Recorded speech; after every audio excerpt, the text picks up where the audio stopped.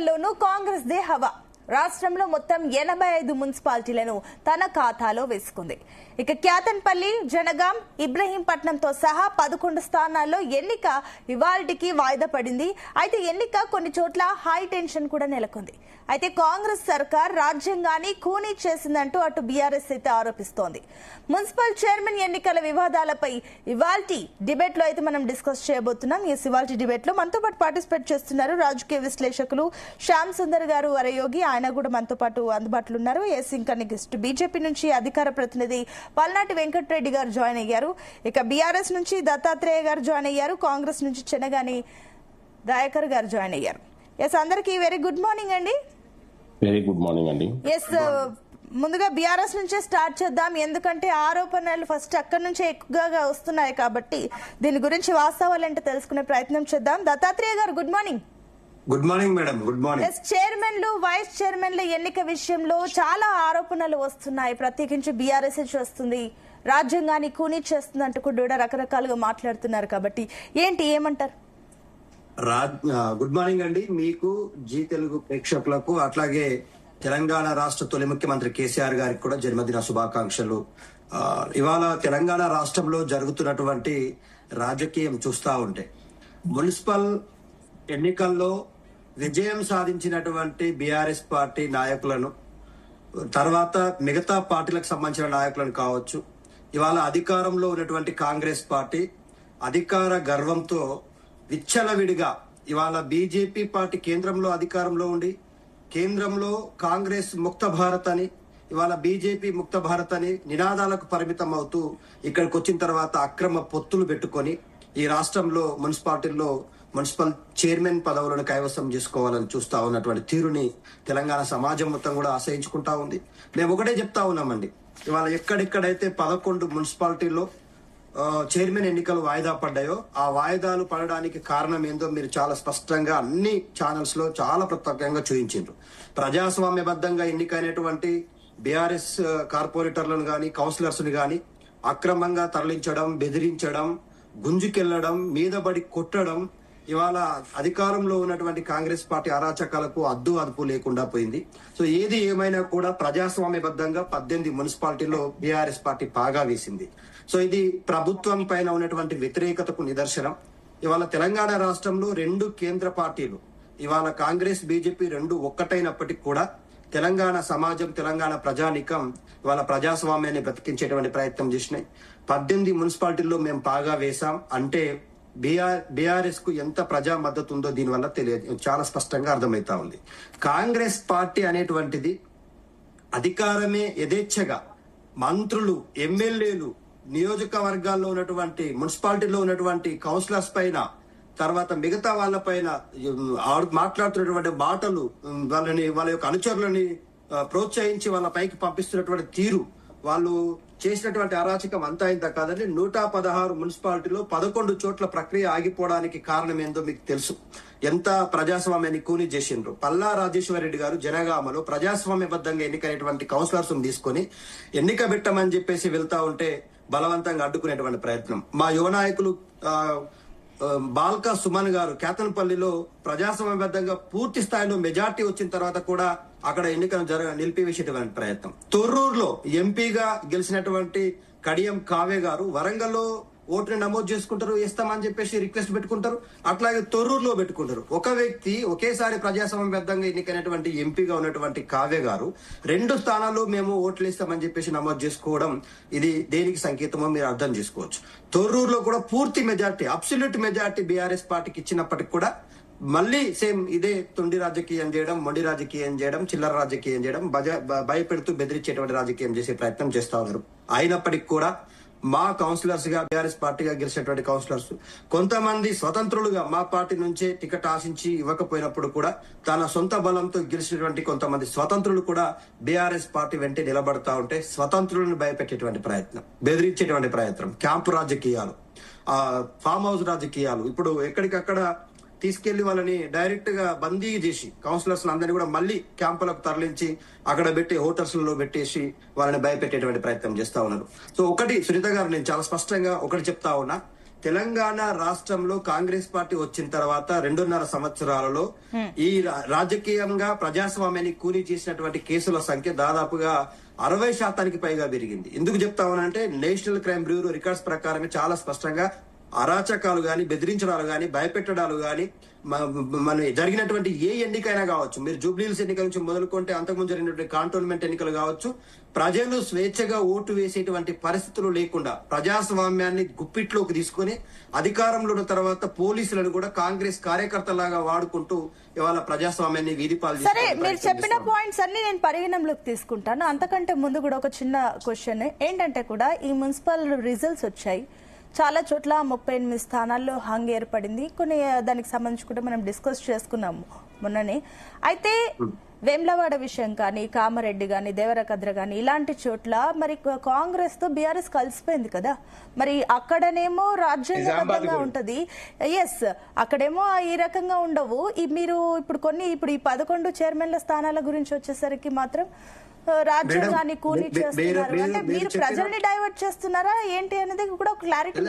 మీరు వినండి, మీరు ఇక్కడ కన్ఫ్యూజ్ కావద్దు మేడం. నేను చెప్పేది వినండి చాలా స్పష్టంగా. మీరు అన్న క్వశ్చన్ కి నేను ఆన్సర్ చేయడానికి ఐఎమ్ రెడీ. విషయం ఏంటంటే అధికారంలో ఉన్నటువంటి కాంగ్రెస్ పార్టీ నాయకులుగా మా పెద్ద నాయకులు, ఫర్ ఎగ్జాంపుల్ ఇప్పుడు నేను మా మిత్రుడు ఆంజనేయ గౌడ్ తో కలిసి గద్వాల్లో వర్క్ చేశాను. గద్వాల్లో ఉన్నటువంటి ఎన్నికల విషయంలో మేము చాలా చాకచక్యంగా మా కార్యకర్తలను తీసుకొచ్చి ఒక దగ్గర పెట్టుకుని మళ్ళీ వాళ్ళని గెలిచినటువంటి కౌన్సిలర్స్ తీసుకొని పోతా ఉంటే ఊటిన బండ్ల కృష్ణమోహన్ రెడ్డి గారు, వాళ్ళ మేనత్త అరుణ గారు, 2 రాజకీయ పార్టీలు చూడండి అక్కడ రాజకీయం ఎంత విచిత్రంగా ఉంటుంది. డికే అరుణ గారేమో బీజేపీ ఎంపీగా ఉంటారు, బండ్ల కృష్ణమోహన్ రెడ్డి గారేమో బీఆర్ఎస్ ఎమ్మెల్యేగా గెలుస్తారు, తన సొంత మేనకోడలేమో కాంగ్రెస్ పార్టీ ఎమ్మెల్యేగా ఉంటారు మక్తల్లో. ఇట్లా 3 నియోజకవర్గాల్లో వాళ్ళ ఆధిపత్యం నడవాలా, వాళ్ళు చెప్పింది ఉండాలా అని చెప్పేసి గుత్తాధిపత్యంగా 3 పార్టీలను గుత్తపట్టుకుని 3 పార్టీలో వాళ్ళే అరాచకం చెలాయిస్తూ ఏ పార్టీలో కౌన్సిలర్స్ గెలిచినకపోతే మా పార్టీ నాయకులు మేము చెప్పిన వాడికి చైర్మన్ కావాలనేటువంటి బెదిరింపు రాజకీయాలకు పాల్పడతారు. ఎంతకంటే గొప్ప ఎగ్జాంపుల్ నేను ఏం చెప్పాలని మీకు, గత 12 ఏళ్లుగా బీఆర్ఎస్ పార్టీ బీజేపీకి బీటీ మని, కాంగ్రెస్ కు బీటీ మని బీజేపీ చెప్పినప్పటికీ పచ్చి అబద్దాలని ఈ 2 పార్టీలు తెలంగాణకు వ్యతిరేకం అండి. ఈ 2 పార్టీలు తెలంగాణ పుట్టుకలు గాని, తెలంగాణ ఏర్పాటును గాని ఆలస్యం చేసినటువంటి పార్టీలు. సార్, ఒక క్లారిటీ చెప్పండి. ఆల్రెడీ కొన్ని పార్టీలు కలిసిపోయిన మున్సిపాలిటీస్ ఉన్నాయి. అక్కడ ఆ లెక్క ప్రకారం చూస్తున్నా ఇప్పుడు మీరు చెప్తుంది అంటే బెదిరింపులకు భయపడి ఆ మున్సిపాలిటీస్ లో పార్టీలు కలిసిపోయినాయి అంటున్నారు. మీ అంతటా స్వచ్ఛందంగా పార్టీ నుంచి అయితే ఏ గ్రీన్ సిగ్నల్ లేకుండా వాళ్ళే కలిసిపోయారు. మేము ఎందుకు ఇస్తాం మేడం? ఇప్పుడు చాలా క్లియర్ గా మేము మెజారిటీ ఉన్న స్థానాల్లో నేను మీకు చెప్పాను. మాకు బిగినింగ్ ఆఫ్ ద డిబేట్ లో నేను చెప్పిన మెజారిటీ స్థానాల్లో మేము 18 మున్సిపాలిటీలో మేము మా పార్టీ నాయకులుగా గెలిచినటువంటి మా బీఫామ్ మీద గెలిచినటువంటి కౌన్సిలర్స్ ఓట్లు వేస్తే చైర్మన్ గా మేము కైవసం చేసుకున్నాము. కానీ కాంగ్రెస్ పార్టీ వాళ్ళు బీఆర్ఎస్ పార్టీ నుంచి గెలిచి పూర్తి మెజారిటీ ఉన్నటువంటి జనగామ కావచ్చు, తొర్రూరు కావచ్చు, కేతనపల్లి కావచ్చు, ఇట్లాంటి మున్సిపాలిటీలలో ఇప్పటికి కూడా గుండాయిజం చేస్తూ, రౌడీజం చేస్తూ, బెదిరిస్తూ మా పార్టీ నుంచి కౌన్సిలర్స్ ని రమ్మని చెప్పేసి ప్రలోభాలకు గురి చేస్తా ఉన్నారు. దీంతో పాటుగా బీజేపీ వాళ్ళకు గెలిచినటువంటి ఒకటో అరాకోరా ఎక్కడైనా గెలిచినటువంటి కౌన్సిలర్స్ ఉంటే వాళ్ళు ఉటావుటిన పోయి కాంగ్రెస్ గూటిలోకి చేరుతున్నారు. దీన్ని ఏ సంకేతంగా పెడాలి? ఇప్పుడు మీరు అన్నారు కొన్ని ప్రాంతాల్లో కౌన్సిలర్స్ ని బలవంతంగా గుంజుకుపోయినటువంటి పరిస్థితిని మీరు చూసారు. ఒక కౌన్సిలర్ అయితే మొత్తం గెలిచినటువంటి కౌన్సిలర్ పోలీసుల మధ్యనుంటే బయటకు లాక్కొని చొక్కా చినిగిపోయే వరకు గుంజుకెళ్లేటువంటి పరిస్థితి మనం చూసినాం. పోలీసులే ప్రహారగాస్తూ కాంగ్రెస్ గూటికి చేర్చినటువంటి పరిస్థితి మనం చూసినాం. ఇంత దిగజాడు రాజకీయాలకి ఇది దేనికి సంకేతము? ఇంత దౌర్జన్యం చేస్తూ మున్సిపాలిటీని కైవసం చేసుకుంటే ప్రజలు చూస్తూ కూర్చుంటారా అండి? ఖచ్చితంగా నెక్స్ట్ జరగబోయే ఎన్నికలు ఉంటాయి కదా. ఇవి పార్టీ బీఫామ్ల మీద జరిగినటువంటి ఎన్నికలు. ఇవాళ తేలిపోయింది కాంగ్రెస్ పార్టీ తెలంగాణ రాష్ట్రంలో హామీలు ఇవ్వడంలో విఫలమైంది కాబట్టి 65 మున్సిపాలిటీలకి పరిమితం చేసిండ్రు. కావచ్చు హైయెస్ట్ మున్సిపాలిటీలు కైవసం చేసుకోవచ్చు కాక, అధికారంలో ఉంది కాబట్టి హైయెస్ట్ మున్సిపాలిటీలు వచ్చినాయి తప్ప అధికారంలో లేకపోతే ఇట్లాంటి బెదిరింపులు, భయపెట్టడాలు, గుండాయిజం చేయడాలు వీటి వల్ల ఆ స్థానాలు వచ్చినాయి. కానీ లేకపోతే ఇవాళ సెకండ్ స్థానంలో మేమున్నాం. బీజేపీ తెలంగాణ రాష్ట్రంలో కనుమరుగయ్యే పరిస్థితి ఏర్పాటైంది. ఓకే అండి, నేను మళ్ళీ వస్తాను. ఎస్ వెంకటరెడ్డి గారు, గుడ్ మార్నింగ్. గుడ్ మార్నింగ్ అండి.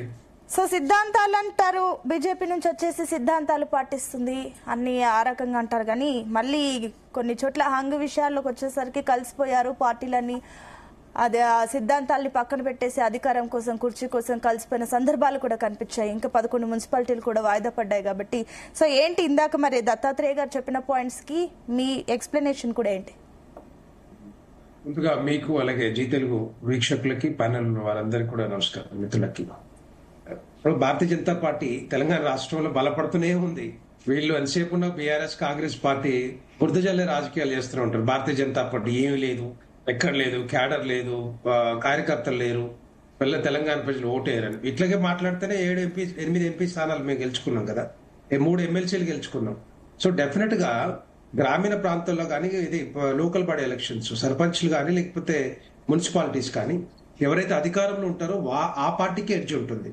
సో సరే ఫర్ ఎగ్జాంపుల్ ఈ తెలంగాణ రాష్ట్రం వచ్చిన తర్వాత ఈ మున్సిపల్ ఎన్నికలు జరుగుతా ఉన్నాయి, మూడోసారి జరుగుతా ఉన్నాయి. మూడోసారి ఎన్నికలు బీఆర్ఎస్ హయాంలో 2 సార్లు జరిగినాయి, ఒకసారి ఇప్పుడు కాంగ్రెస్ హయాంలో జరుగుతున్నాయి. సో బీఆర్ఎస్ హయాంలో ఉన్న పార్టీ ఏదైతే బీఆర్ఎస్ పార్టీ ఉందో ఆ పార్టీ ఆ టైంలో ఫర్ ఎగ్జాంపుల్ 2020లోనే కాంగ్రెస్ పార్టీ పరిస్థితి ఏముంది, కాంగ్రెస్ పార్టీకి వచ్చిన మున్సిపాలిటీలన్నీ ఓట్ షేర్ అంతా, సీట్ షేర్ అంతా ఆ రోజు తెలిస్తే 563 573 వార్డ్స్ గెలుచుకుంటే ఈ రోజు వీళ్ళ పార్టీ అధికారం ఉంది కాబట్టి ఎక్కువ గెలుచుకుంటా ఉంది.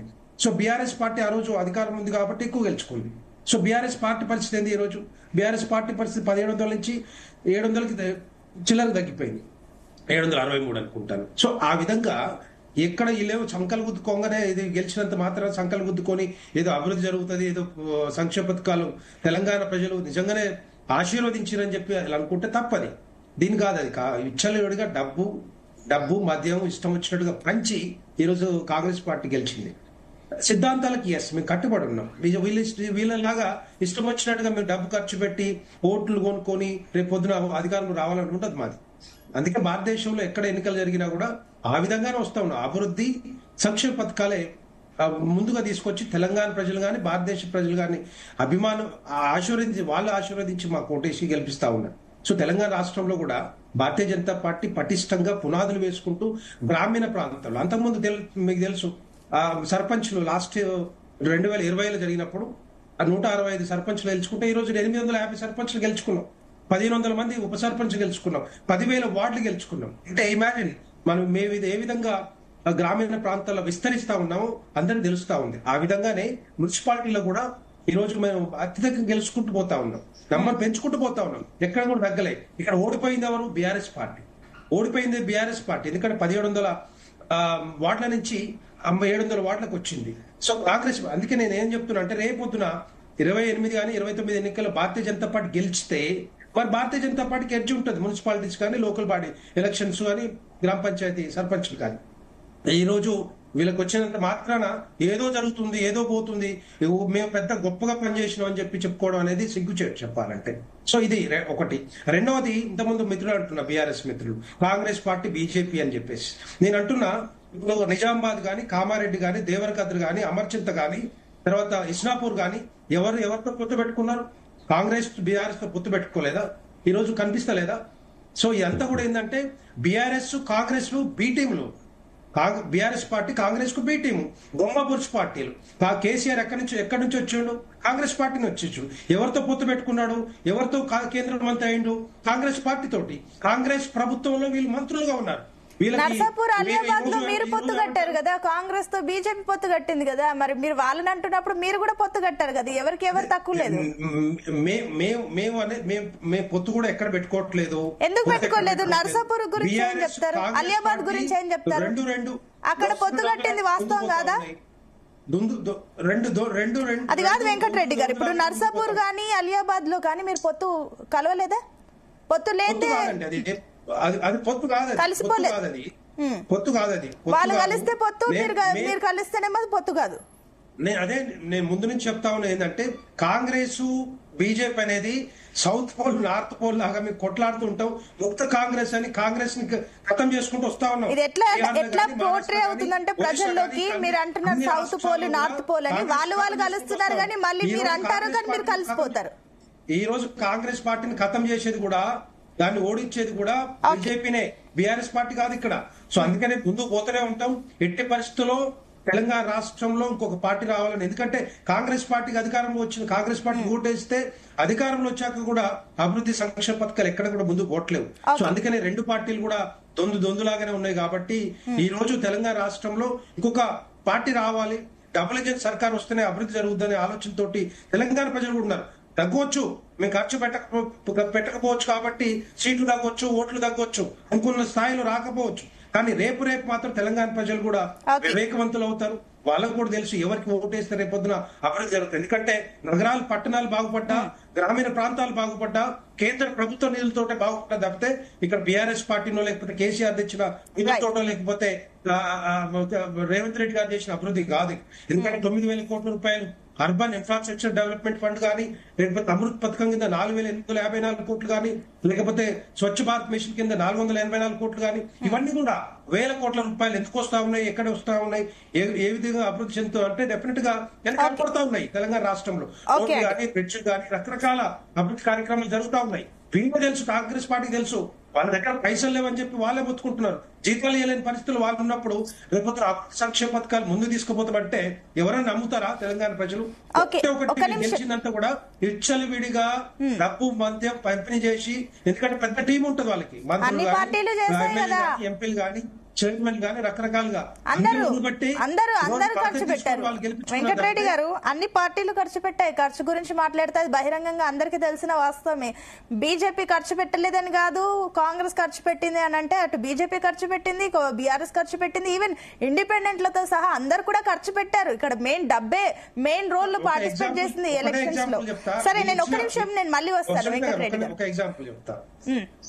ఒక ఎగ్జాంపుల్ చెప్తా. మిర్యాలగూడ నా కాన్స్టిట్యున్సీలో ఒక కౌన్సిలర్ 50 లక్షలు, ఒక కౌన్సిలర్ 1.5 ఖర్చు. మరి అదే కదండి, డబ్బే మెయిన్ కీలక పాత్ర పోషించింది. సో అక్కడ మనం కాంగ్రెస్ అండమని కాదు, అందరు ఖర్చు పెట్టారు. సరే, ఒక నిమిషం, నేను మళ్ళీ వస్తాను.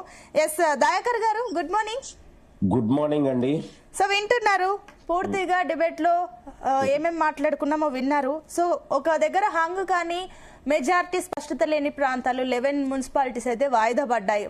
ఇంకో కొన్ని చోట్ల అయితే అసలు చైర్మన్లు, వైస్ చైర్మన్లకు సంబంధించి కూడా ఉత్కంఠ అయితే ఉంది. సో ఏమంటారు? ఇందాక దత్తాత్రేయ గారు చెప్పిన కమెంట్స్ కి, వెంకటరెడ్డి గారు చెప్పిన కమెంట్స్ కి మీ ఆన్సర్ ఏంటి?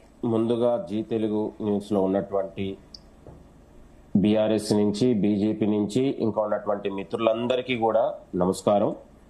మిత్రులారా, ఇవాళ తెలంగాణ రాష్ట్రం వచ్చిన తర్వాత 2014 నుండి 23 తర్వాత ఇవాళ 10 ఏళ్ల బీఆర్ఎస్ పాలన తర్వాత కాంగ్రెస్ ప్రజాపాలనలో మొదటిసారిగా మున్సిపల్ ఎన్నికలు జరుగుతున్నటువంటి సందర్భం.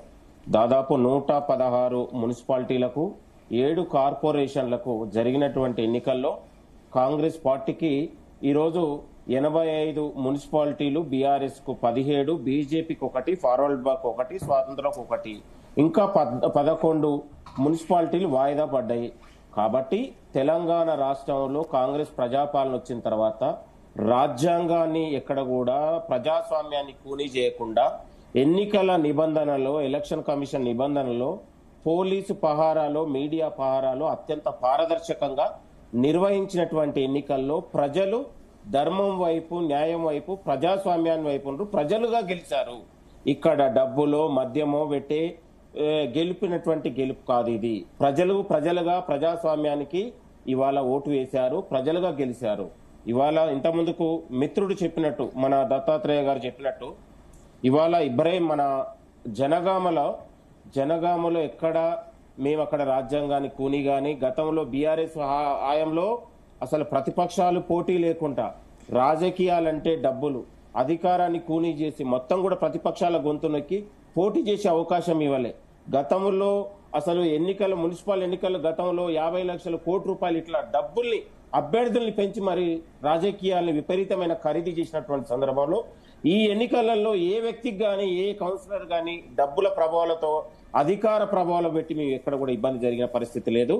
ఇవాళ జనగామలో కాంగ్రెస్, బీఆర్ఎస్ లకు ఎక్స్ అఫీషియో సభ్యులతో కలిపి 16 ఓట్ల బలం ఉంటే ప్రమాణ స్వీకారానికి వస్తున్నటువంటి బీఆర్ఎస్ అభ్యర్థి 28వ వార్డు చెందినటువంటి బీఆర్ఎస్ కౌన్సిలర్ హఫీజ్ ఫాతిమాను బీఆర్ఎస్ నేతలే కిడ్నాప్ చేశారని ఆమె భర్త సోదరుడే పోలీసులకు ఫిర్యాదు చేశారు. వచ్చినటువంటి ఫిర్యాదు ఆధారంగానే అక్కడ ఉన్నటువంటి అధికారులు దాన్ని వాయిదా చేశారు. క్యాతనపల్లిలో ఎన్నికల కమిషన్ అధికారులు నిర్ణయించిన సమయానికి కనీసం వాళ్ళు చేరుకోకనే అధికారులు అక్కడ ఇది చేశారు. ఇదే కాగజ్ నగర్ లో ఇవాళ 16 మంది ఉంటే 14 కోరం లేకనే అక్కడ వాయిదా చేశారు.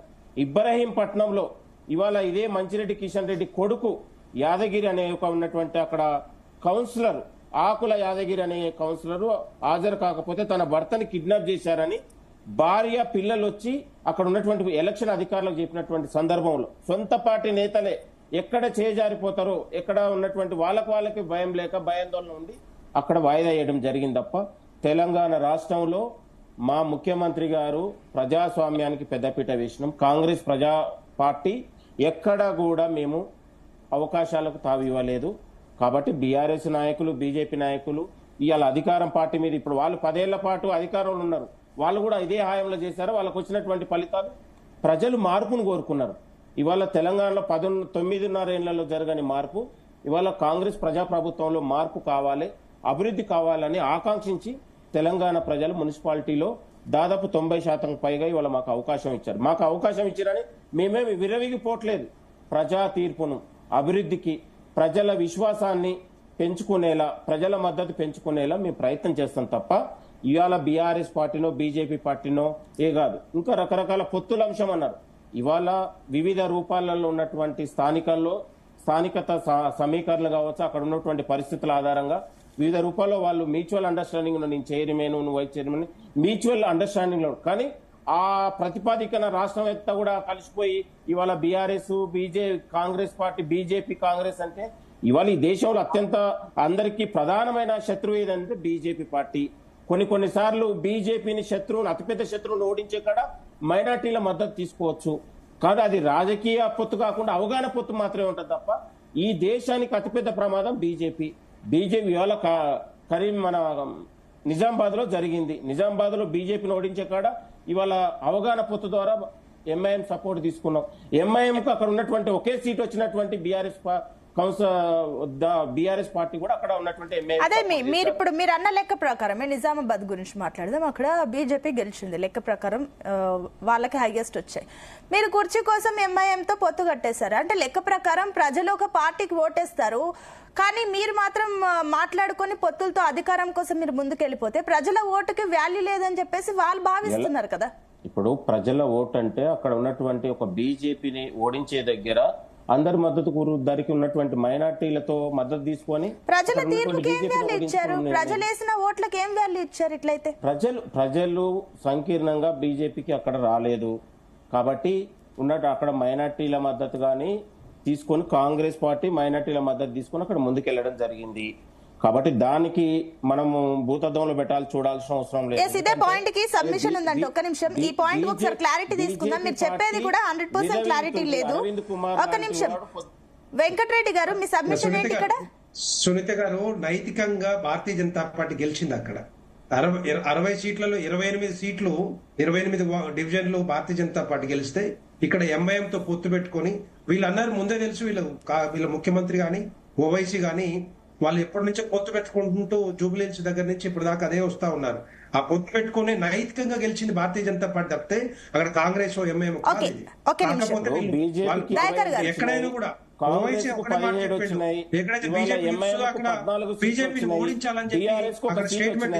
వచ్చిన సీట్లలో అక్కడ అవకాశం ఎవరికి ఇచ్చినామండి? ఒక నిరుపేద మహిళకు, ఒక కూరగాయలు అమ్ముకునే నిరుపేద మహిళకు అవకాశం దక్కింది.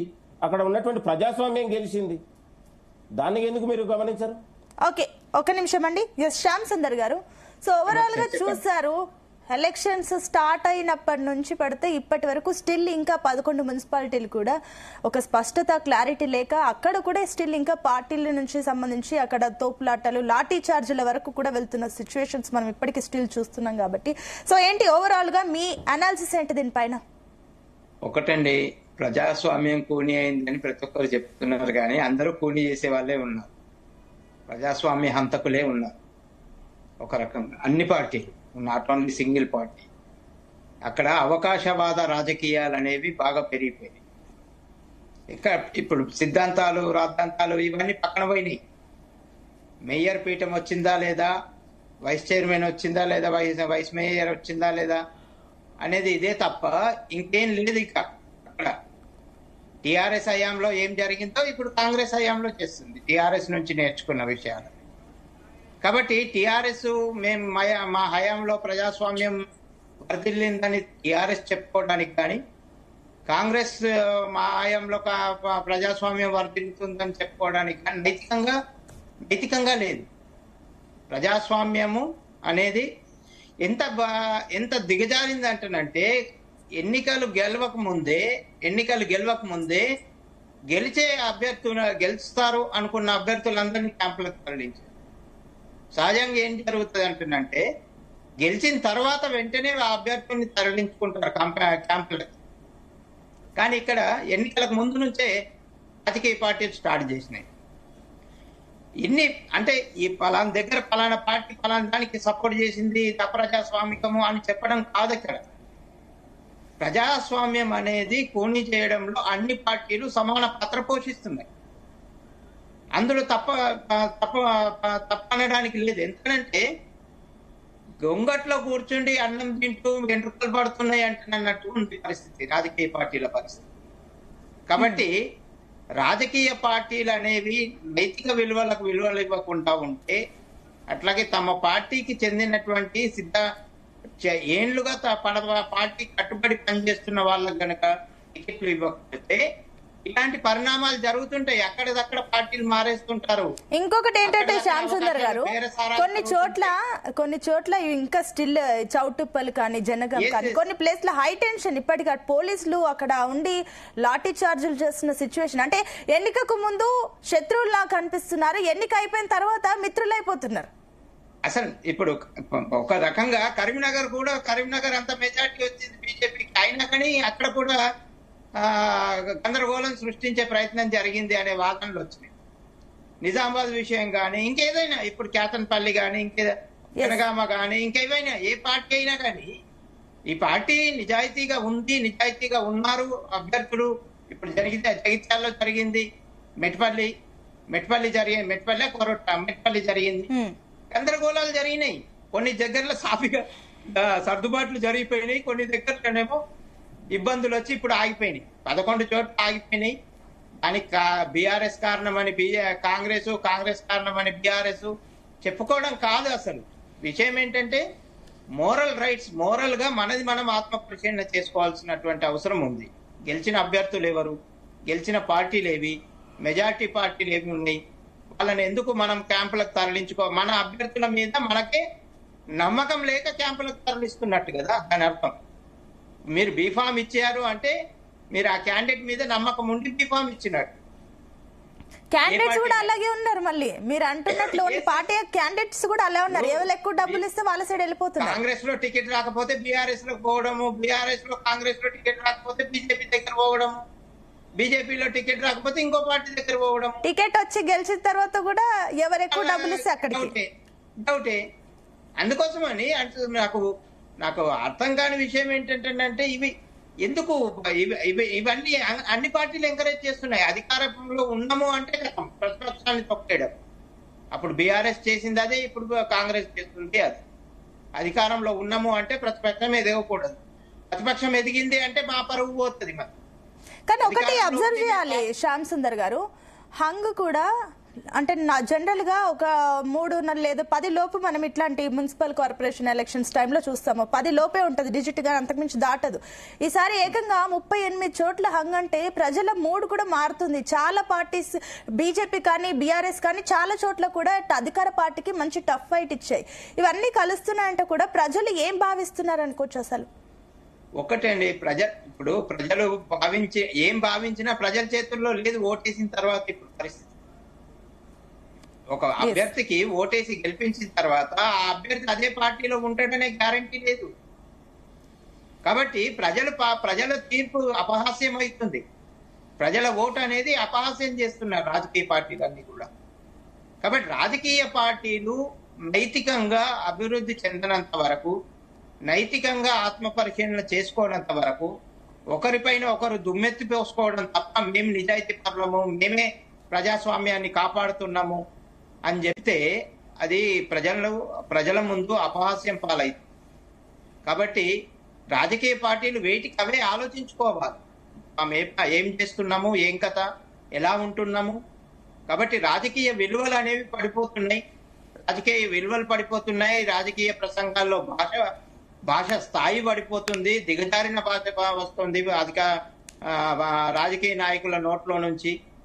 కాబట్టి ఇవన్నీ కూడా సర్దుబాటు కావాలంటే పరిణతి చెందినటువంటి రాజకీయం అనేది జరగాలండి. అప్పుడే బాగుంటుంది. ఎస్ దత్తాత్రేయ గారు, సో చాలా మటుకు బీఆర్ఎస్ కి నిజామాబాద్, కరీంనగర్ చాలా చోట్ల మీ కంచుకోటలుగా ఉన్న బీఆర్ఎస్ అక్కడ ఓట్ షేర్ చాలా తగ్గింది.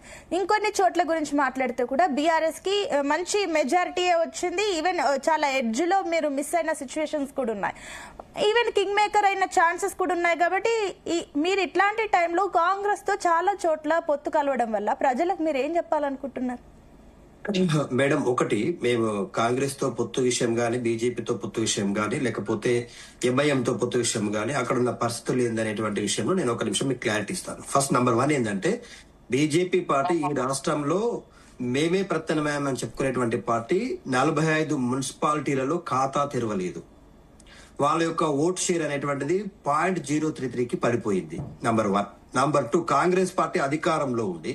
గతంలో 2020లో మేము అధికారంలో ఉన్నప్పుడు 93% ఓట్ షేర్ తోటి 116 మున్సిపాలిటీలలో, మొత్తం ఓవరాల్ గా 123 మున్సిపాలిటీలు, కార్పొరేషన్లు కలిపితే మా ఓట్ షేర్ అనేటువంటి 112 మున్సిపాలిటీలను మేము కైవసం చేసుకున్నాం. ప్రజాస్వామ్యబద్ధంగా ప్రజలు అవుట్ రైడ్ గా మాకు తీర్పులు ఇచ్చిండ్రు. మేము ఆ స్థాయిలో మున్సిపాలిటీలను డెవలప్ చేసినాం. ఇవాళ కనిపిస్తున్న ప్రతి డెవలప్మెంట్ కూడా బీజేపీ, బీఆర్ఎస్, కాంగ్రెస్ పార్టీలు ఇవి ఏం మాట్లాడినా కూడా ఇది బీఆర్ఎస్ సహాయంలో జరిగిన డెవలప్మెంట్ అనేటువంటిది దే నో వెరీ వెల్. ఎందుకంటే ఇవాళ ఇంత అద్భుతమైనటువంటి మున్సిపాలిటీలను తీర్చిదిద్దింది బీఆర్ఎస్ పార్టీ మాత్రమే. నంబర్ 1. నంబర్ 2 ఏంటంటే, ఇప్పుడు తెలంగాణ రాష్ట్రంలో ఒక పొలిటికల్ అన్సర్టైనిటీ ఉందండి. పొలిటికల్ అన్సర్టైనిటీ ఎట్లా ఉంది అంటే, అధికారంలో కాంగ్రెస్ పార్టీ ఉంది కానీ ఇచ్చినటువంటి హామీలు నెరవేర్చట్లేదు. అధికారంలో బీజేపీ పార్టీ ఉంది కేంద్రంలో, కానీ మాటలకి పరిమితం అయితే ఉంది తప్ప ఇచ్చినటువంటి బడ్జెట్ లో ₹1 కూడా తెలంగాణ రాష్ట్రానికి ప్రత్యేకంగా కేటాయించింది లేదు. గతంలో ఎప్పుడు యాజ్ యూజువల్ గా వచ్చేటువంటి నిధులే తప్ప కొత్తగా స్పెషల్ గా తెలంగాణ రాష్ట్రానికి అంటూ ఒక ప్రాజెక్టులు గానీ, ఒక మెడికల్ సీట్ కాలేజీలు గానీ, ఇన్స్టిట్యూషన్స్ గానీ ఏమి ఇవ్వలేదు. సో ఇవి తెలంగాణ రాష్ట్రంలో ప్రత్యామ్నాయ రాజకీయాలకు కంపారిజన్ చేసుకుంటారు కదండి. మున్సిపాలిటీలలో ఉన్నటువంటి ఓటర్లైనా, గ్రామ పంచాయతీలో ఓటర్లైనా ఎవరి హాయంలో తెలంగాణ బ్యూటిఫుల్ గా డెవలప్ అయింది అనేటువంటిది చూసుకుంటారు. చూసుకున్న తర్వాత అధికారంలో లేకపోయినా మా పార్టీని ఆదరించి వాళ్ళ 2వ స్థానంలో కూర్చోబెట్టారు.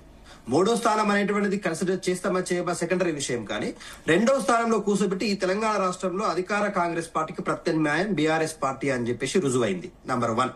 నంబర్ 2, ఇప్పుడు మీరు అన్నారు సిర్పూర్ నగర్ లో గానీ, మెట్పల్లిలో కూడా ఇదే తంతు. ఏమై జరిగింది? ఇవాళ ఎంఐఎం పార్టీని నమ్ముకొని కాంగ్రెస్ పార్టీ ముందుకెళ్లింది. చాలా దేశంలో మాత్రం బీజేపీని గెలిపించడం కోసం ఎంఐఎం పనిచేస్తుంది. కాంగ్రెస్ రాజకీయంగా కాంగ్రెస్ పార్టీ పతనానికి పాటుపడుతుంది. ఎంఐఎం దేశవ్యాప్తంగా అదే చేసింది. ఎక్కడ కూడా ఇవాళ కాంగ్రెస్ తో కలిసిపోయి ఉంటే ఇవాళ కాంగ్రెస్ అధికారంలో ఇంకా కొంత వాటా పెరిగేది కావచ్చు, ఆ స్థానాల సంఖ్య పెరిగేది కావచ్చు. కానీ ఎంఐఎం దేశంలో కాంగ్రెస్ ని ఓడగొట్టడానికి ప్రయత్నం చేస్తుంది. రాష్ట్రంలోకి వచ్చేసరికి అంటే చట్టాపట్టాలు వేసుకొని తిరుగుతుంది. మీరు అడగొచ్చు, మీతో పాటు కూడా ఎంఐఎం కలిసి పనిచేసింది కదా అంటే మేము సగర్వంగా ప్రకటించినాం. ఎంఐఎం అనేటువంటిది ఫ్రెండ్లీ పార్టీగా ఈ రాష్ట్రంలో రాష్ట్ర అవసరాల దృష్ట్యా, రాష్ట్రం కొత్తగా ఏర్పాటైనటువంటి దృష్ట్యా మేము డెవలప్మెంట్ లో భాగస్వామ్యం చేసుకున్నాం. కానీ కాంగ్రెస్ ఎవరు అధికారంలో ఉంటే వాళ్ళతో కలిసిపోతుందని చెప్పేసి పబ్లిక్ అదే బహిరంగంగా మాట్లాడుకుంటున్నారు. సునీత గారు, అది ఎంఐఎం పార్టీని అవకాశవాద పార్టీ అనొచ్చు, కానీ ఇక్కడ మాకు ఒక సిద్ధాంతం. అంటే మీ టైంలోనేమో ఫ్రెండ్లీ పార్టీ, ఇప్పుడేమో వచ్చేసి అవకాశవాది. ఎక్కడికి మా టైంలో కూడా అవకాశవాద పార్టీ, రాజకీయ అవకాశవాద పార్టీ మేడం. ఇప్పటికి కూడా అదే చెప్తున్నాం. కమిటెడ్ గా అవార్డు మీద నేను నిలబడి ఉంటాను. ఎందుకంటే ఎంఐఎం అనేటువంటిది ఎవరు అధికారంలో ఉంటే వాళ్ళతోని వంటగాగుతుంది. అది ఒక విషయం పక్కన పెడతాం. ఇవాళ బీజేపీ ఇంత పెద్ద సిద్ధాంతాలు మాట్లాడుతుంది కదా. ఇవాళ నర్సాపూర్ లో వాళ్ళ సిద్ధాంతం ఎటుపోయింది? ఒకరు చైర్మన్, ఒకరు వైస్ చైర్మన్. కాంగ్రెస్ చైర్మన్ అయితే బీజేపీ వైస్ చైర్మన్ అట. దాంతో పాటుగా సిర్పూర్ కాగన్నారు, మెట్టుపల్లిలో కూడా ఇదే తంతు. చైర్మన్, వైస్ చైర్మన్ల పదవులు బీజేపీలు, కాంగ్రెస్లు పంచుకుంటాయి. అంటే రాష్ట్ర వ్యాప్తంగా కాంగ్రెస్ కు మేమే ప్రత్యామ్నాయం చెప్పుకునే బీజేపీ ఇంకా ఈ రాష్ట్రంలో కాంగ్రెస్ తో కలిసిపోవడానికి సిద్ధమైంది. కాంగ్రెస్, బీజేపీ కలిసి పోటీ చేసిన బీఆర్ఎస్ పార్టీని ఓడించడానికి ఈ 2 పార్టీల శక్తి కూడా సరిపోదు అని తెలంగాణ ప్రజలకు అర్థమవుతుంది.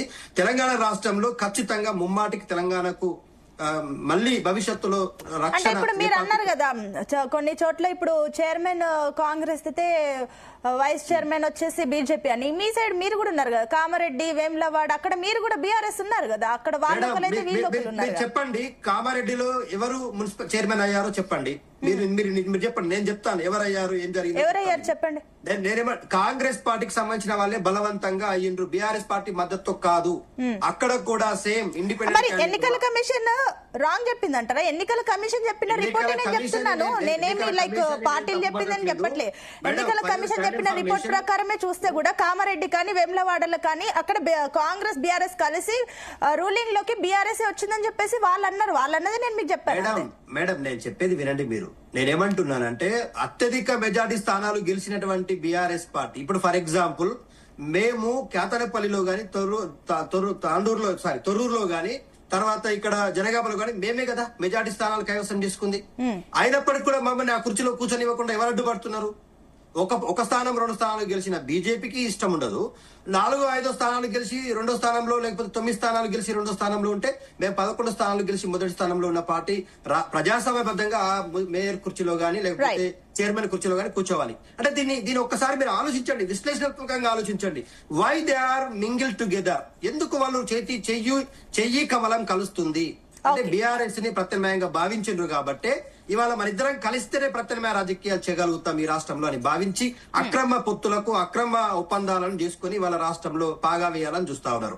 బీఆర్ఎస్ పార్టీ మాత్రమే తెలంగాణ రాష్ట్రంలో ఉంటది, ప్రజల కోసం పోరాడుతుంది, ప్రజల మధ్య ఉంటది, ప్రజాస్వామ్యాన్ని కూడా కాపాడేది బీఆర్ఎస్ పార్టీ. ఓకే అండి. వెంకటరెడ్డి గారు ఏం చెప్తారు? సింగిల్ పార్టీ కాస్త మింగిల్ అయిపోయిందా? మరి దత్తాత్రేయ గారు చెప్పినట్లు ఎందుకు మింగిల్ అయ్యారు, ఎందుకు పొత్తులోకి కలిసిపోయారని చెప్పేసి అడుగుతున్నారు. ఇంతకుముందు చెప్పినట్టుగా కాగజ్ నగర్ లో ఇంతవరకు ఎలక్షన్ కాలేదు. ఈ రోజు మళ్ళీ పోస్ట్ పోన్ చేశారు, అక్కడ కోరం లేక. అక్కడ జరిగేదంతా కూడా బీఆర్ఎస్ కాంగ్రెస్ ఒకటవుతామని చూస్తా ఉన్నారు.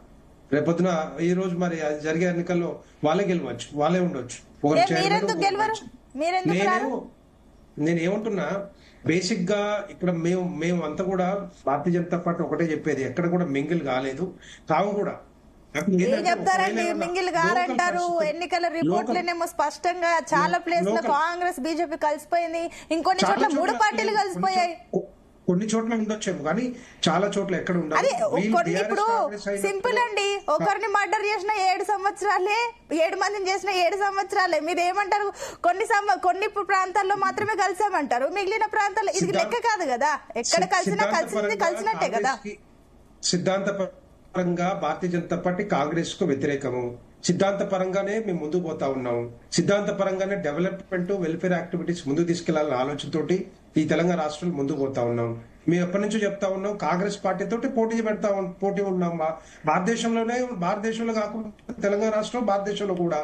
సో కాంగ్రెస్ ఓడించే కదా మేము రాష్ట్రం భారతదేశంలో కైవసం చేసుకుంటూ వస్తా ఉన్నాం, అన్ని రాష్ట్రాలు కూడా. సో ఆ విధంగానే ఈ రోజు కూడా ఈ తెలంగాణ రాష్ట్రంలో కూడా అదే విధంగా జరుగుతుంది. ఎందుకంటే బీఆర్ఎస్ పార్టీకి వచ్చినా కూడా ఇప్పుడు కొంత ఎందుకు కలిసారని చెప్పేసి దత్తాత్రేయ గారు అడిగారు. హస్తము కమలము 2 ఒకటే జరగదండి, అది ఎట్టి పరిస్థితుల్లో జరగదు. అదంతా కూడా లోకల్ పరిస్థితులు ఏమైనా ఉంటే ఉండొచ్చేమో కానీ బట్ ఎట్టి పరిస్థితుల్లో బీఆర్ఎస్ కాంగ్రెస్ లాగా అయితే కాదు కదా. బీఆర్ఎస్ అంటే ఢిల్లీలో కొట్టుకుంటాం, గాలిలో అయిపోతాం, అంతేనా? క్లియర్ కట్ గా వీళ్ళిద్దరు చేసుకుంటున్నారు తప్పితే, వీళ్ళిద్దరు పొత్తు పెట్టుకుంటున్నారు తప్పితే. నేను ఇంతకుముందు చాలా చదివినాను. కామారెడ్డి గాని, దేవర్ కద్ర గాని, వేములవాడ గాని, అమర్చింత గాని, ఇస్నాపూర్ గాని, ఇంకా చాలా ఉన్నాయి. సో అలాంటి బీఆర్ఎస్ కాంగ్రెస్ పొత్తు పెట్టుకుని వాళ్ళు వస్తున్నారు.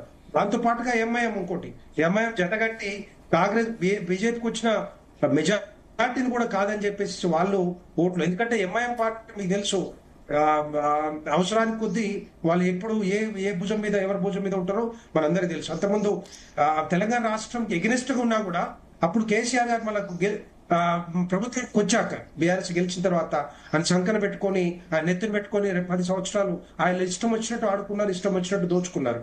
సో ఆ విధంగానే ఇప్పుడు మళ్ళీ కాంగ్రెస్ పార్టీ చెత్తకు వచ్చారు. కాంగ్రెస్ పార్టీకి భుజం మీద కూర్చొని రావైనా రెడ్డి అయినా ఎవడైనా కూడా నేను చెప్పినట్టు వినాలని చెప్పి ఓవైసీ ఏదైతే అహంకారంగా మాట్లాడుతా ఉన్నారో అలాంటి వాళ్ళతోటే మళ్ళీ పొత్తు పెట్టుకుంటా ఉన్నారు ఈ 2 పార్టీలు కూడా. సో ఆ విధంగా భారతీయ జనతా పార్టీ రేపొద్దున ఈ విధంగా చేసే అవకాశాలు లేవు. డెఫినెట్ గా మేము ఒకటి మేము ఎక్కడ కూడా తగ్గలేదు. Yeah, ఒక అంతకుముందు నిమిషం. కూడా అంతకుముందు కంటే ఇప్పుడు పెరుగుతూనే ఉన్నాం. పటిష్టంగా పునాదులు వేసుకుంటూ భారతీయ జనతా పార్టీ ఇంటింటికి ఊరు వీధి వీధిన రైట్, భారతీయ ఒక జనతా నిమిషం, పార్టీ ఒక నిమిషం. దత్తాత్రేయ గారు ఒక నిమిషం, ఆయన సబ్మిషన్ ఏదో అడుగుతున్నారు, చెప్పండి. నేనేమంటున్నా, మనం వాస్తవ విషయాలు మాట్లాడదామే. మీ పార్టీ పుట్టుక సిద్ధాంతపరమైనటువంటి పుట్టుకలో మీరు హిందుత్వ భావజాలమే మా ఎజెండా అనేది మీ పార్టీ సిద్ధాంతం. ఎంఐఎం పార్టీదేమో మాది మైనార్టీల సిద్ధాంతమే అని చెప్పేసి వాళ్ళు ముస్లింల కేంద్రంగానే రాజకీయం చేసేటువంటి పార్టీ ఒకవైపు. మరి ఈ రెండు పార్టీలు భావ వ్యతిరేకం ఉన్నది, బద్ధ శత్రువులు. మరి ఈ రెండు పార్టీలతో చేతులు కలిపినటువంటి కాంగ్రెస్ పార్టీతో మీరెట్లా పోతారు, మరి బీఆర్ఎస్ పార్టీతో మీరెట్లా వస్తారని ప్రజలు కూడా ఆలోచిస్తారు కదా. మేము అనేది ఏంటంటే, మీరు ఇండిపెండెంట్ గా ఎక్కడైనా ఒక అవకాశం ఉండి గెలుచుకునేటువంటి స్థానం ఉండి దానికోసం పోటీ పడ్డారంటే ఇప్పుడు కరీంనగర్ లో ఉంది. It's well and good. మీరు నిజంగానే మెజారిటీ. ఓకే, దత్తాత్రేయ గారు ఇంకొకటి ఏంటంటే కూడా ఇందాక మీరు అడిగారు ఎక్కడెక్కడ కలిసిపోయారు. ఒక నిమిషం వెంకటరెడ్డి గారు, ఒక నిమిషం. ఇందాక దత్తాత్రేయ గారు మీరు అడిగారు ఎక్కడెక్కడ వైస్ చైర్మన్లు ఎవరు వచ్చారు బీఆర్ఎస్ కానీ సంబంధించి చెప్పండి అన్నారు. కామారెడ్డిలో వచ్చేసి కాంగ్రెస్ బీఆర్ఎస్ కలిసిపోతే చైర్మన్ కాంగ్రెస్ ఉంటే వైస్ చైర్మన్ బీఆర్ఎస్ ఉంది. ఇట్లనే అటు ఏంటి మరోపక్క అటు దేవరకద్రలో కూడా కాంగ్రెస్ సంబంధించి చైర్మన్ ఉంటే వైస్ చైర్మన్ బీఆర్ఎస్ ఉన్నారు. వేములవాడలో కూడా వైస్ చైర్మన్ బీఆర్ఎస్ ఉంటే చైర్మన్ వచ్చేసి కాంగ్రెస్. ఇప్పుడు మీరు అడిగారు కాబట్టి ఎన్నికల కమిషన్ ఇచ్చిన రిపోర్ట్ నేను చెప్తున్నా. ఇదే కాదు, చాలా ప్లేస్ లో కూడా ఇట్లా ఉంది, బీజేపీ బీఆర్ఎస్. రెండు విషయాలు మేడం చాలా క్లారిటీగా నేను చెప్తాను. మేము ఇక్కడ మీరు చెప్పినటువంటి మున్సిపల్ లో ఉన్నటువంటి ఆ పొత్తులు గానీ ఆ చైర్మన్ల విషయంలో కూడా నేను క్లారిటీ ఇస్తున్నా. తెలంగాణ రాష్ట్రంలో మిత్రులు వెంకరెడ్డి గారు మాట్లాడుతూ కాంగ్రెస్ పార్టీ తోటి బీఆర్ఎస్ కదా పొత్తులో పోయింది, ఆనాడు కేంద్ర మంత్రిగా పనిచేసింది, వాళ్ళ ఇది పనిచేసిన అన్నాడు. మేము ఏమంటున్నామంటే ఆ స్థానికంగా ఉన్నటువంటి ప్రయోజనాల దృష్ట్యా వాళ్ళు కలిసినరేమో మేము కాదనలేకపోతున్నాం. ప్రాంతంలో అభివృద్ధి చెందొచ్చు. అయితే ఒక విషయం, ఒకటి క్లారిటీ, మేము ఈ తెలంగాణ రాష్ట్రంలో ఈ రెండు పార్టీలకు ప్రత్యామ్నాయం అన్న మాట వాస్తవం తేలింది. ఎందుకు తేలింది అనేటువంటిది కూడా మీకు తెలుసు మేడం. ఎక్కడ చూసినా కూడా బీఆర్ఎస్ పార్టీతోనే కాంగ్రెస్ కు పోటీంది తప్ప బీజేపీ ఎక్కడ కూడా పరుగు పందెంలో లేదు. అది మీరు ఇచ్చిన క్లారిటీ. ఓకే, వెంకటరెడ్డి గారు ప్లీజ్ కంక్లూడ్ చేయండి, నేను దయాకర్ గారి దగ్గరికి వెళ్ళాలి. ఎప్పటికైనా కూడా బీఆర్ఎస్ కాంగ్రెస్ పార్టీ ఇద్దరు కూడా మిత్రులాలు. ఎంతసేపు కొట్లాడినా కూడా ఏది ఏమైనా కూడా డెఫినెట్ గా టైం వచ్చినప్పుడు వాళ్ళిద్దరు పొత్తు పెట్టుకుంటారు. ఇట్లాంటి పొత్తుల్లోనే వాళ్ళు గెలుచుకుంటారు తప్పితే రేపొద్దున భారతీయ జనతా పార్టీ ఓడించడానికి ఒకవేళ నిజంగానే ఈ మున్సిపాలిటీలో కొన్ని ఎక్కువ నెంబర్ ఆఫ్ వార్డ్స్ వచ్చుంటే డెఫినెట్ గా వాళ్ళిద్దరు ఒకటైపోయి ఎట్టి పరిస్థితుల్లో భారతీయ జనతా పార్టీ అదే ఆ విధంగానే జరుగుతుంది. ఎక్కడ కూడా ఓటు పరంగా సీటు పరంగా ఎక్కడ తగ్గట్లేదు. ఇస్నాపూర్ లో ఇవాళ మున్సిపల్ చైర్మన్ గెలిపించడం కోసం రఘునందన్ గారు ఎక్స్ అఫీషియో ఓటు హక్కును కల్పించుకున్నారు. ఇవాళ బీఆర్ఎస్ బీజేపీ ఒకటనడానికి నిదర్శనం. అక్కడ ఇదే కరీంనగర్ లో మేము ఎక్స్ అఫీషియో ద్వారా ఎక్కడ ఉన్నటువంటి విజయం సాధిస్తామని బీఆర్ఎస్ పార్టీ ఓటులో పాల్గొనగా మొత్తం కూడా తటస్థంగా ఉండాలని ఒక నిర్దేశించిండ్రు. ఇట్లా జనరల్ గా ఏంటంటే వీళ్లకు కాంగ్రెస్ పార్టీకి మరొక 10 ఏళ్ళు తెలంగాణలో మాకు పోటీకి ఎవరు లేరు. ఇక బీజేపీ మేము అన్నోళ్ళు నిజామాబాద్ ఆదిలాబాద్ మొత్తం మాయ అనుకున్నట్టు తీసి గోతి పెట్టారు. ఇక బీజేపీ పార్టీకి అవకాశం లేదు. ఆ ఒక్క స్థానాన్ని ఆయన గెలిపించడం కోసం బీఆర్ఎస్ పార్టీ తటస్థంగా ఉందనడానికి అందరికి తెలిసినటువంటి విషయం. వచ్చే 11 ఉన్నటువంటి స్థానాల్లో కూడా కాంగ్రెస్ పార్టీకి హంగులో కూడా కింగు కాబోతా ఉంది. మెజార్టీగా కాంగ్రెస్ పార్టీ గెలవబోతా ఉంది.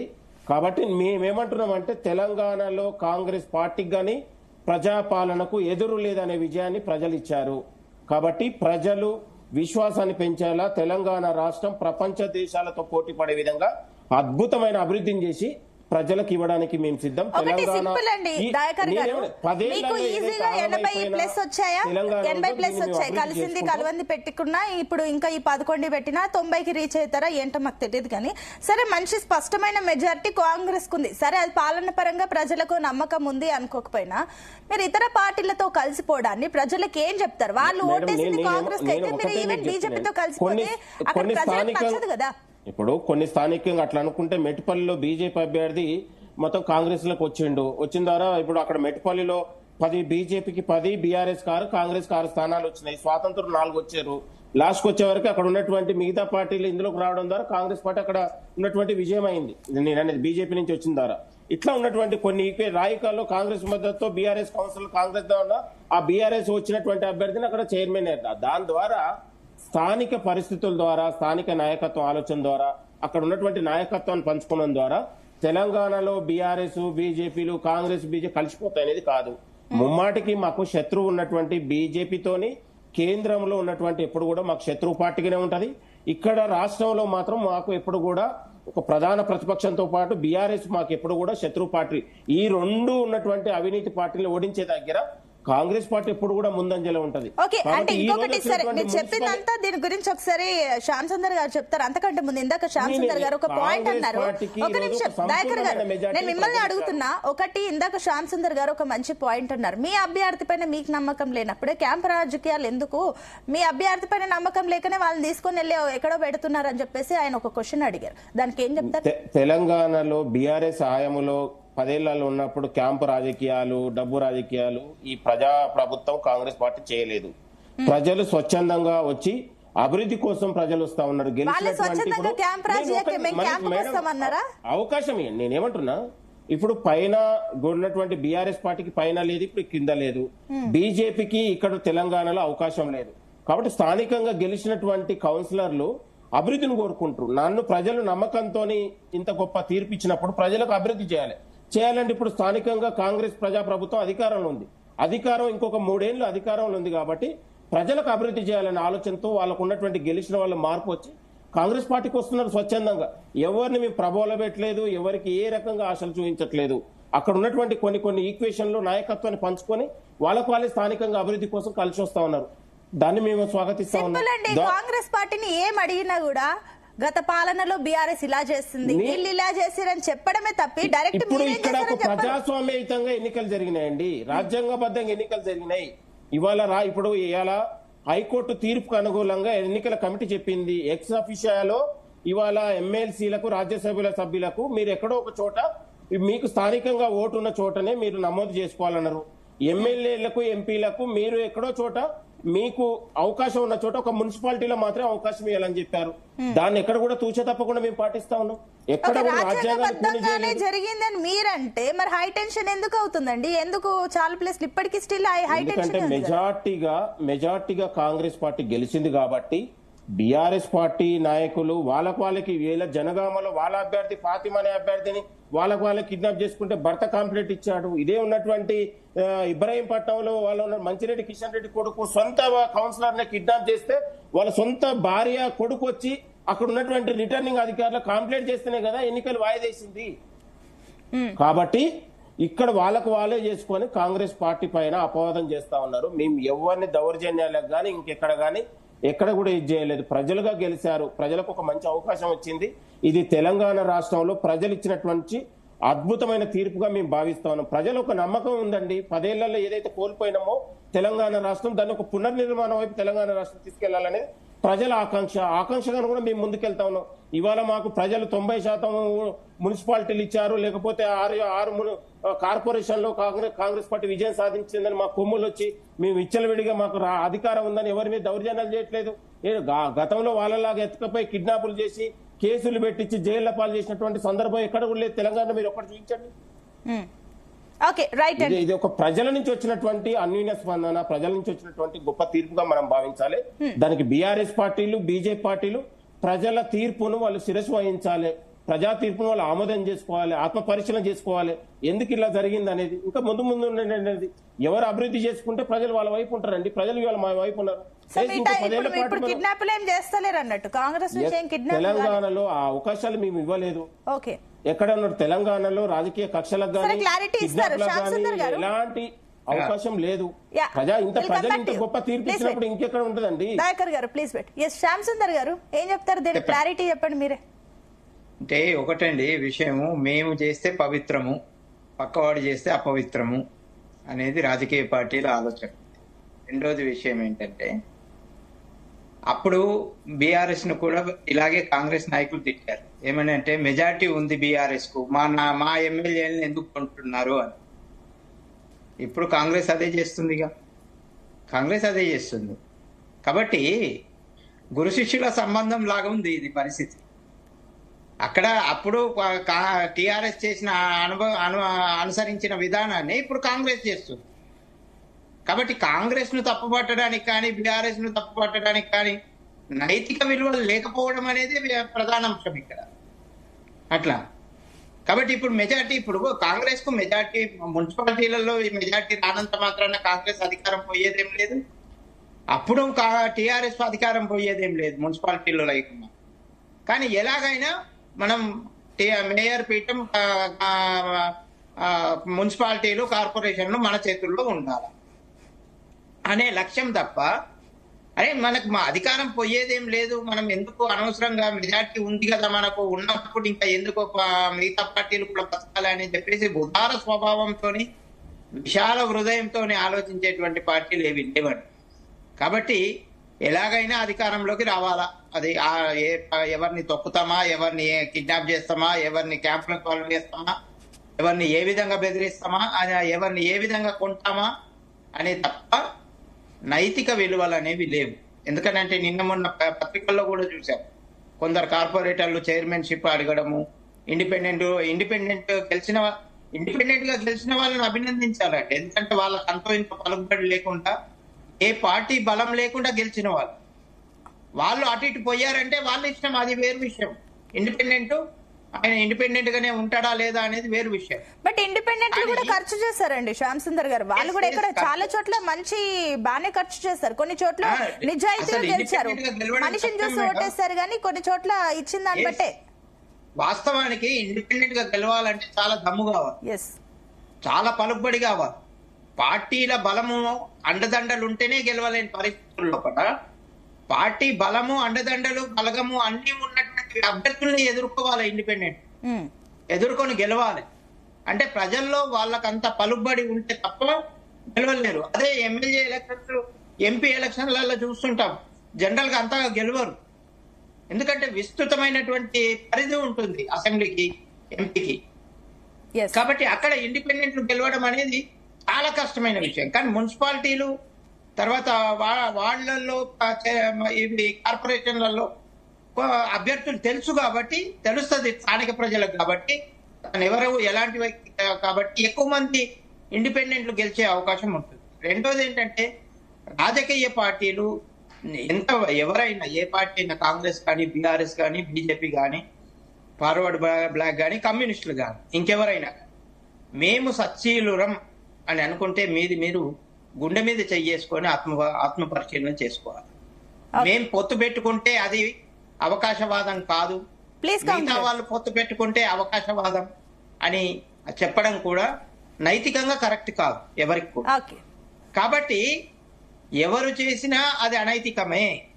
దానికి ఇంకా పొత్తు అని పేరు పెట్టుకుంటారా, లేకుంటే ప్రజల తీర్పు అని చెప్తారా? ప్రజల తీర్పు అని చెప్పి ప్రజల తీర్పును అవమానపరచకండి, ప్రజల తీర్పు అని చెప్పకండి. దాన్ని మన అవకాశ రాజకీయాలకు, అవకాశవాదానికి పొత్తు పెట్టుకుంటూ ఇది ప్రజాభిప్రాయం మేరకు జరిగింది అని మాత్రం దయచేసి చెప్పకండి. ప్రజల్ని ఇన్సల్ట్ చేసినట్టు విలువలు పెరగాల్సిన అవసరం ఉంది. దత్తాత్రేయ గారు ఫైనల్ కమెంట్స్. మేడం, ఏది ఏమైనా కూడా భవిష్యత్తు మొత్తం కూడా బీఆర్ఎస్ పార్టీదే అని చెప్పేసి గతంలో జరిగినటువంటి పంచాయతీ ఎన్నికలు కావచ్చు, ఇప్పుడు జరిగినటువంటి మున్సిపల్ ఎన్నికలు కావచ్చు, ఈ రెండు పార్టీలకు ప్రత్యామ్నాయం, ప్రాంతీయ పార్టీగా, ప్రజల పార్టీగా, తెలంగాణ తెచ్చిన పార్టీగా బీఆర్ఎస్ పార్టీ వైపే ప్రజలు నిలబడతారని సగర్వంగా విశ్వసిస్తూ భవిష్యత్తు మొత్తం బీఆర్ఎస్ పార్టీ అని తెలియజేస్తాం. వెంకటరెడ్డి గారు. సునీత గారు, ఒకటి ఏంటంటే, భారతీయ జనతా పార్టీ డెఫినెట్ గా ఈ తెలంగాణ రాష్ట్రంలో ఫౌండేషన్ వేసుకుంటూ ముందు పోతా ఉంది. ఇది ఇక్కడితో ఆగదు. ఎట్టి పరిస్థితుల్లో ఈ రెండు పార్టీలు మట్టి కనిపించడమే లక్ష్యంగా భారతీయ జనతా పార్టీ ముందుకు పోతుంది. ఒక లక్ష్యం వికసిత్ భారత్ 2047, తర్వాత 28, 29 ఎన్నికల్లో ఏదైతే ఎన్నికలు వస్తా ఉంటాయో, అసెంబ్లీ ఎన్నికలు, దాంట్లో గెలవడమే లక్ష్యంగా భారతీయ జనతా పార్టీ ఉంటేనే రేపొద్దున అభివృద్ధి సంక్షేమ పథకాలు ముందుకు తీసుకెళ్లే విధంగా మీ అందరూ పనిచేస్తారు. ఎందుకంటే రెండు పార్టీలకు అవకాశం ఇచ్చారు. మూడో ప్రత్యామ్నాయంగా భారతీయ జనతా పార్టీకి ఇస్తారని కూడా ఆశిస్తూ డెఫినెట్ గా వాళ్ళందరూ కూడా ఆలోచిస్తారని చెప్పి నేను అనుకుంటా ఉన్నాను. ఓకే, రైట్ అండి. ఎస్ దయాకర్ గారు, మీ ఫైనల్ కమెంట్స్. తెలంగాణ రాష్ట్రంలో ఇవాళ ప్రజాప్రభుత్వం, ముఖ్యమంత్రి రేవంత్ రెడ్డి గారి పాలనకు ప్రజలు ఇచ్చినటువంటి గౌరవంగా మేము భావిస్తున్నాం. ఏది ఏమైనా ఇది ఒక అద్భుతమైన విజయం. బీఆర్ఎస్, బీజేపీలు కలిసి చేసి అనేక ఉన్నటువంటి బీఆర్ఎస్ నాయకులు విష ప్రచారాలు చేసినా, తప్పుడు ప్రచారాలు చేసినా ప్రజలు దాన్ని తిప్పికొట్టారు. తెలంగాణ ప్రజలకు కాంగ్రెస్ పాలన ద్వారానే ప్రజలకు న్యాయం జరుగుతుందని ఇవాళ కాంగ్రెస్ పార్టీ చేపడుతున్నటువంటి సంక్షేమ పథకాలు కావచ్చు, అభివృద్ధి పథకాలు కావచ్చు, ఇవన్నీ కూడా ప్రజలకు చేరి ఆ విశ్వాసం ద్వారానే ఇవాళ కాంగ్రెస్ పార్టీ ఈ అఖండ విజయాన్ని ప్రజలు అందించారు. రానున్నటువంటి జెడ్పీటీసీ ఎంపీటీసీల్లో ఇవాళ జిహెచ్ఎంసీ ఎన్నికల్లో కూడా కాంగ్రెస్ పార్టీ ఇదే తరహాలో ఫలితాలు ఉండబోతా ఉన్నాయి. ఈ మున్సిపల్ ఫలితాలు ఇచ్చినటువంటి 90% ఫలితాలు ఏదైతుందో మరొక 10 ఏళ్ళు ప్రజాపాలనకు, ముఖ్యమంత్రి రేవంత్ రెడ్డి గారి పాలనకు తెలంగాణలో బలమైన పునాది వేశారు ప్రజలు అనేదిగా మేము కోరుతున్నాం. Right. మాకు బీఆర్ఎస్ బీజేపీ అనేది పోటీనే కాదు. ఓకే, రైట్ అండి. థ్యాంక్ యూ అండి. డిబేట్ లో పార్టిసిపేట్ చేసిన అందరు కూడా thank you so much. So మొత్తం మీద చూస్తున్నాం, అటు ఈ రోజు కూడా ఏదైతే వాయిదా పడ్డ 11 మున్సిపాలిటీలకు సంబంధించి కూడా ఎన్నిక జరగబోతుంది. అయితే ఇక్కడ చైర్మన్లు, వైస్ చైర్మన్ల ఎన్నిక మాత్రం కాస్త హై టెన్షన్ ని క్రియేట్ చేస్తుంది. చాలా చోట్ల లాఠీ చార్జ్ కూడా చేయాల్సిన పరిస్థితి.